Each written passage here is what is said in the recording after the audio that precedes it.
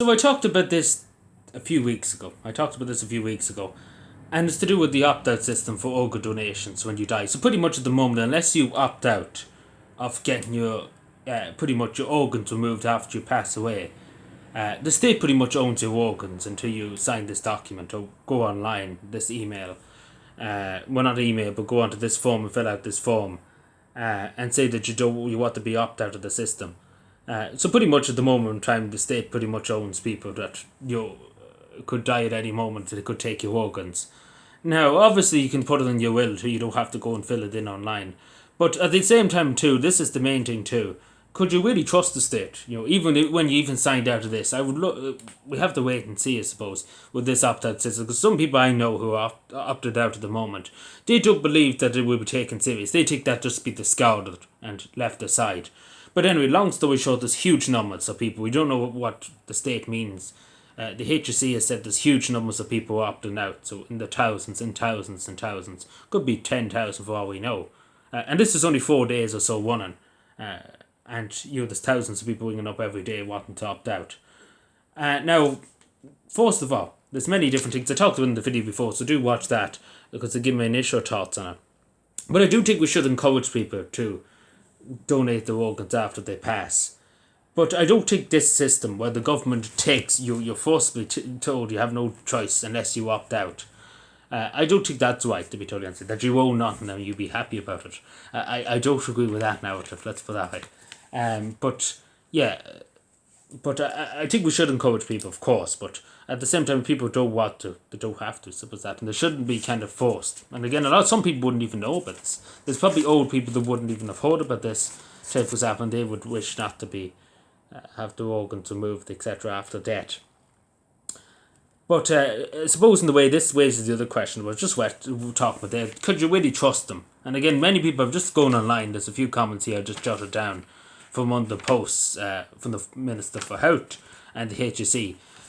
I rang the HSE a few weeks ago, like a week ago, before the opt-out system, to find out some detail about the opt-out system. And to be totally honest, could you really trust the HSE after all the scandals they've been in the last few years? And this is what one person says on Twitter. I'm not going to mention the name on Twitter, but take, for example, they have a good point in that alone. Could you really trust them after what happened with the Suffolk controversy? Not even to mention about different things in the HSE that's been happening in terms of vaccinations, etc., etc. Could you really trust the HSE? And that's a really honest point. Could you really trust them with your information, first of all? And second of all, could you trust them to keep their word? Because again, could you trust them? Because at the end of the day, as I said in my original video, do you have to go poking around your loved one's stomach and their body when they die, after they go to the morgue, take for example, to see if the organs are there? Do you really have to go and do that after your mother, God forbid, passes away? Do you really have to go and feel their body and look into the body to see that the organs there? Because let's be fair, the state will do it anyway. If they want to do it, they will do it, one way or another. So can you really trust them, first of all? Because if they notice that there's a huge amount of people opting out, the state, because again, the state, unfortunately, the state years ago used to care about people in a certain way. They used to care, politicians and stuff. Nowadays, they don't give a shit. They do whatever they want. We see this with the hate speech bill. They're going to force it upon people if they want it or not, pretty much. And that's the state nowadays, the Irish state particularly. They don't care what people think. They're just going to force it upon you anyway. The force down your neck, let's put that way. But again, it's a good question. It is a good point, and I do think we should look a little bit more. Because do you trust them, first of all, with their information? This person says, with their information. Could you trust the HSE? Would they already have that information, first of all, too, I assume? A lot of information that you're giving them. Because you have to fill in the form, etc., etc. But could you really trust them to keep their word? Like, when you sign this and say, yes, I don't want my organs removed when I die. Now, personally, I said in the last video I talked about this, was only brief really talking about it. I wish not for my organs to be taken out. I haven't opted out yet, but I will do it soon. See, the problem with me is with forms, I absolutely hate them, I despise them, because being dyslexic, it's atrocious. To read anything and to write up anything, it's absolutely atrocious, and it's a curse, in my opinion. But yeah, it's very clearly stated in my perspective. But I'm saying too, as one person said, and I can't remember who said it, I jotted this down, But I did remember somebody said it. It could have been Tracy O'Malley. I can't remember exactly who said it, but might be wrong.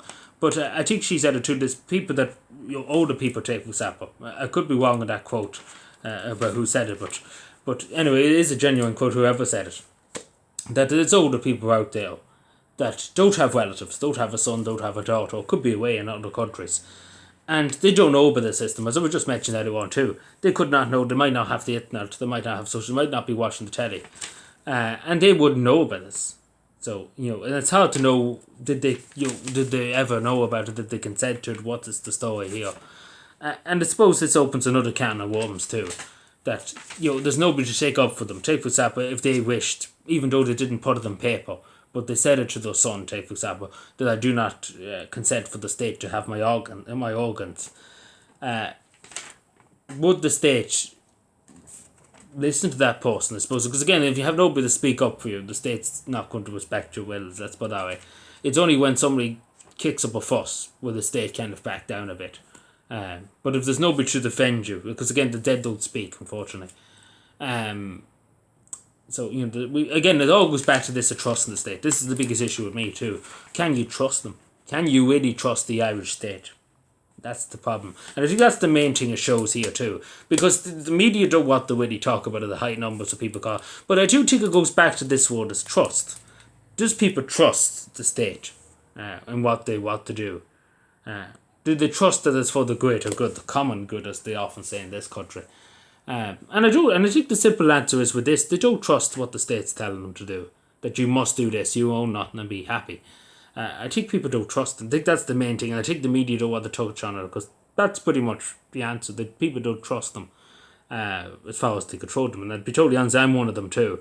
I just couldn't trust them. You couldn't trust them. If they told me the sky was blue, I would have to look up to see if it was the sky blue, because you simply couldn't trust these con artists and lunatics in Dáil Éireann.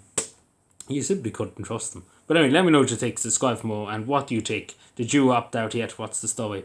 Let me know. Thank you.